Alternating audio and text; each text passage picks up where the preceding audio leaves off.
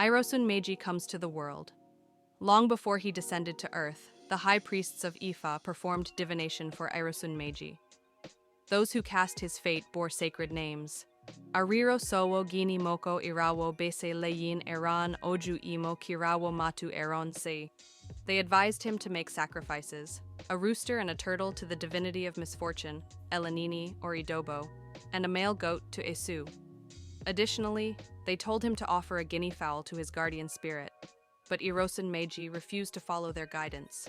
He descended to earth, where he devoted himself to the practice of Ifa. Yet, as he grew, poverty clung to him like a shadow.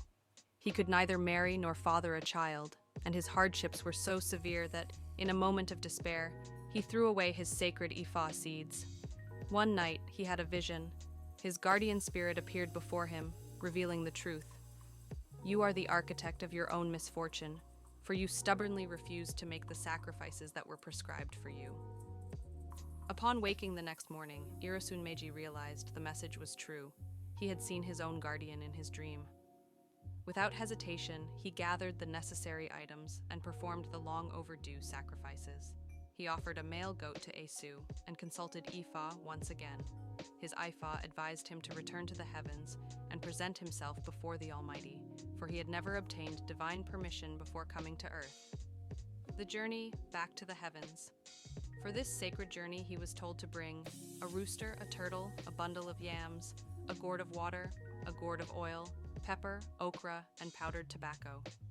He carefully packed all these offerings into his divination satchel, Akpominijekan, or Abav Boko. His journey was long and treacherous. He crossed the border between heaven and earth and had to traverse 7 great hills before finally reaching his destination. At last, he arrived at the divine palace. But before he could enter, he encountered the keeper of the sacred chamber, the divinity of misfortune, known as Yeye Muwo, the mother of obstacles. The trial of the mother of obstacles. Irosun Meji knelt before her and humbly declared, "I have come to renew my earthly destiny." But Yeye Muwo shook her head and scoffed. "You dare ask for blessing so early in the morning? There is no food in this house."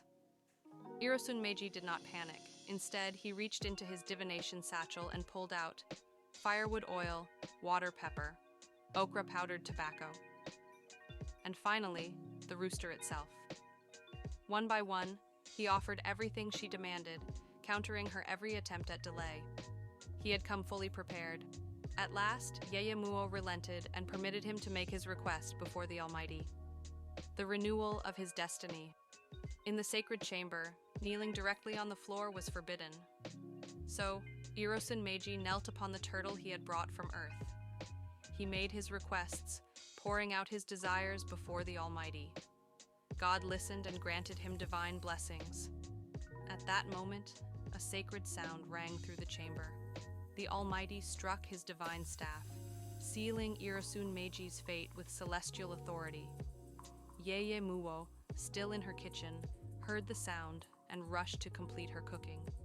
But before she could emerge, Esu signaled to Irosun Meji, "Go now, return to earth before she can delay you further." Without hesitation, Irosun Meji fled. When Yeye Muwo finally emerged, she hurried to the Almighty and asked, "Where is the man who came seeking his destiny?" The Almighty replied, "He has already gone." She frowned. "Why didn't you ask him to request both good and bad things?" But the Almighty answered, "I do not interfere when my children ask for their desires." The mark of destiny. Though Irosun Meji had offered her many gifts, Yeye Muwo was not satisfied. She pursued him, calling out, "Arirosowo gini gini moko, irawo besese le eyi eron, oju imaki irawo matu eron ise, olo orire duro demi buwo o." As he ran, Irosun Meji called back in a chant of his own, "I have already made my sacrifice and claimed my destiny. There is nothing left for you to take."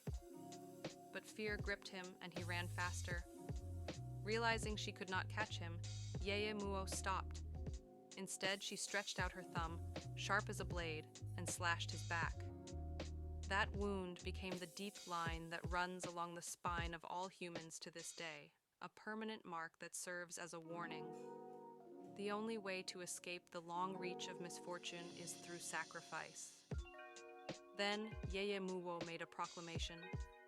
From this moment, Irosun Meji and all of humanity shall forget their celestial destiny upon reaching Earth. For the eyes cannot see what lies behind the body. Before their desires come to pass, they will wander in darkness, struggling through hardship and toil. The forgetting and the return to Earth. As he fled, the pain of the wound overwhelmed Irosun Meji. His vision darkened, he lost consciousness. When he finally awoke, he found himself lying on his bed on Earth. He had forgotten everything. The visions of heaven, the requests he had made, the chase, all of it had vanished from his memory. But from that day forward, his life changed. He devoted himself to his work, and in time, he prospered. The meaning of the darkness that engulfed him symbolizes the time Ifa seeds spend soaked in palm oil before they are brought to life. It also represents the period of gestation in the womb, a time in which we lose all memory of the plans we made before coming to Earth.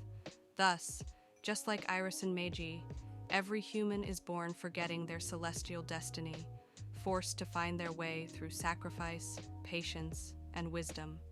For only those who seek the light will remember their purpose. Sparkles.